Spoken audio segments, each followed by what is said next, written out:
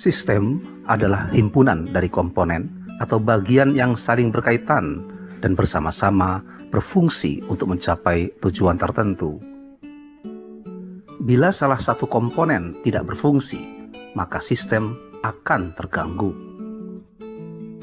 Laksana sebuah mobil, bila salah satu komponen dalam mesinnya rusak, maka keseluruhan sistem yang seharusnya mampu menjalankan mobil tersebut tentu akan terganggu pula fungsinya.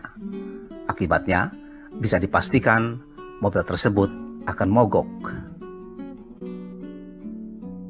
Dikaitkan dengan Pancasila, maka sebagai sebuah sistem, 5 sila dalam Pancasila memiliki hubungan yang mengikat satu dengan yang lainnya, sehingga Pancasila merupakan satu kesatuan yang bulat dan utuh. Di antara sila satu dengan yang lainnya pun tidak dapat dipisah-pisahkan atau diartikan sendiri-sendiri dengan bermacam-macam maksud.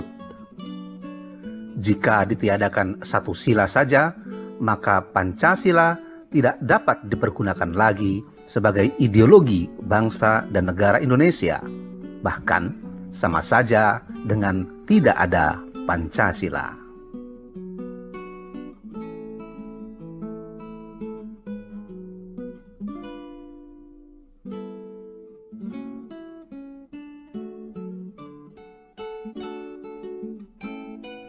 Filsafat berasal dari kata filosofia, yang berarti cinta, kebijaksanaan. Mempelajari filsafat berarti mencari kebijaksanaan hidup yang nantinya bisa bermanfaat bagi kehidupan manusia.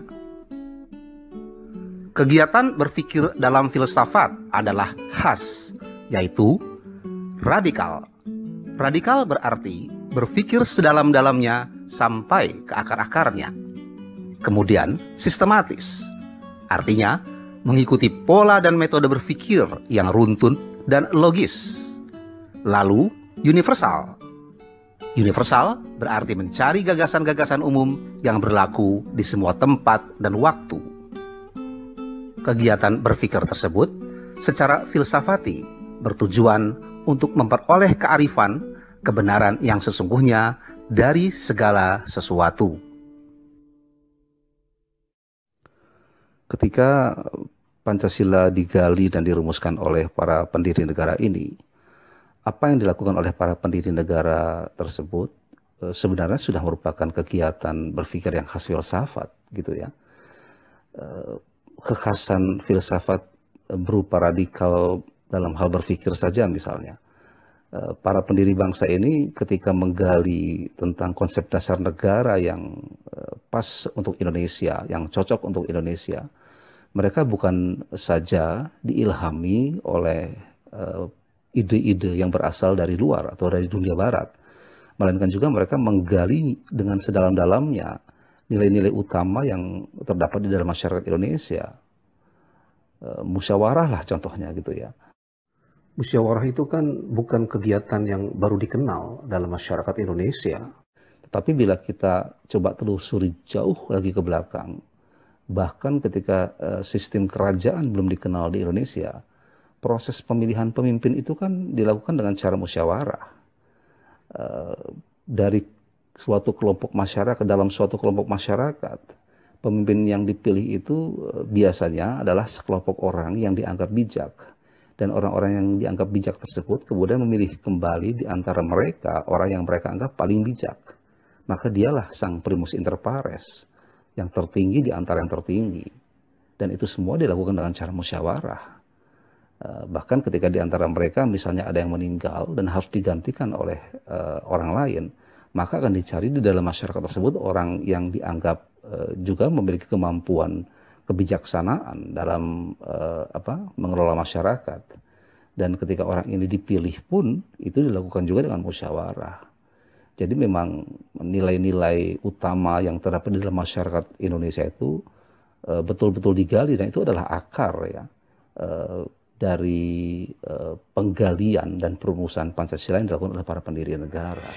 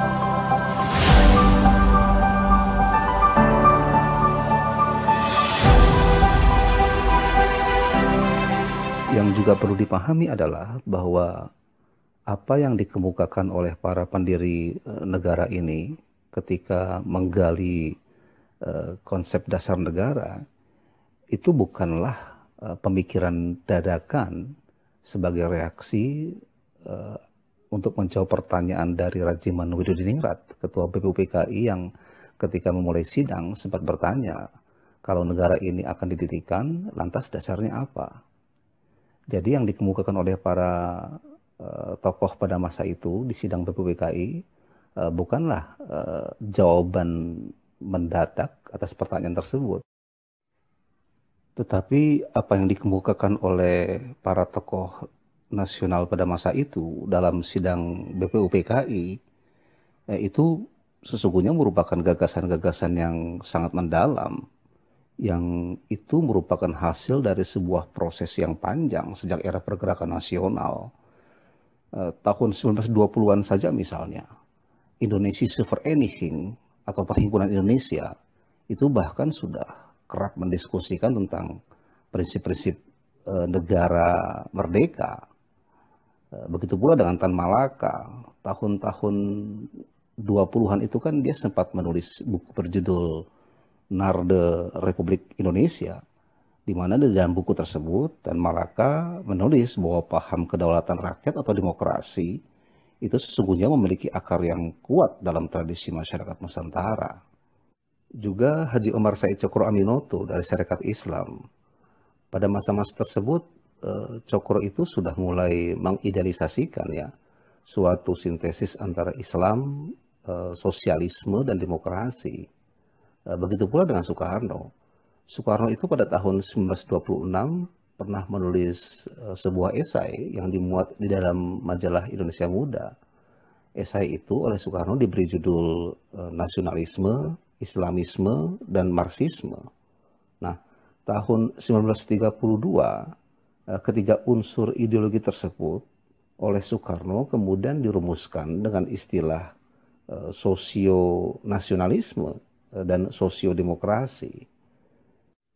Jadi sekali lagi, gagasan-gagasan mengenai konsep negara atau yang kemudian dirumuskan menjadi Pancasila itu sesungguhnya merupakan hasil dari proses pemikiran yang dalam dari para tokoh bangsa masa itu.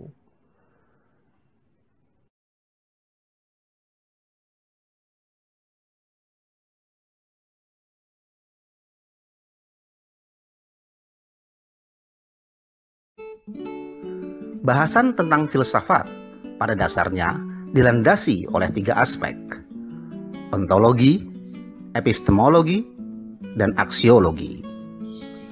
Ontologi merupakan ilmu yang membahas tentang hakikat paling dalam dari sesuatu yang ada, sehingga sesuatu tersebut bisa dipercaya oleh masyarakat. Epistemologi merupakan ilmu yang mempelajari sumber, lingkup, dan dasar umum pengetahuan. Sedangkan aksiologi adalah ilmu atau teori tentang nilai atau membahas tentang nilai.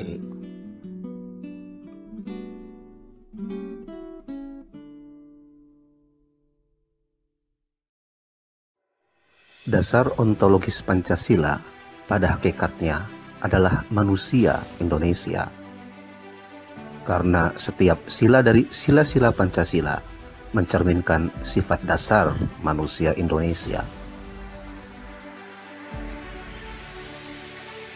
Epistemologi Pancasila merupakan pencarian sumber pengetahuan Pancasila. Sumber pengetahuan dalam epistemologi Pancasila terdiri dari pengetahuan empirik dan pengetahuan rasional. Pengetahuan empirik Pancasila diperoleh dari hasil penggalian terhadap nilai-nilai yang terdapat di dalam masyarakat dan budaya bangsa Indonesia sendiri. Sedangkan pengetahuan rasional Pancasila didapat dari hasil perenungan yang mendalam dari tokoh-tokoh kenegaraan Indonesia untuk mengarahkan kehidupan bangsa Indonesia dalam bernegara. Sedangkan aksiologis Pancasila mencerminkan nilai realitas dan nilai idealitas. Nilai realitas Pancasila berisi nilai-nilai yang sudah dipraktikkan dalam hidup sehari-hari bangsa Indonesia. Sementara nilai idealitas merupakan nilai yang diinginkan untuk dicapai.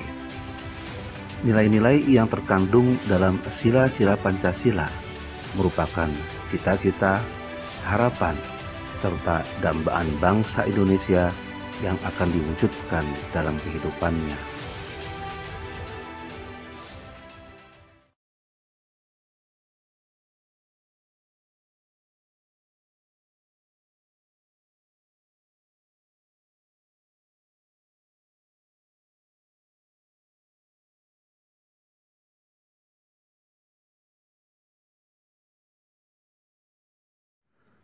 Kalau dalam bentuk piramidal, piramida terbalik begitu ya,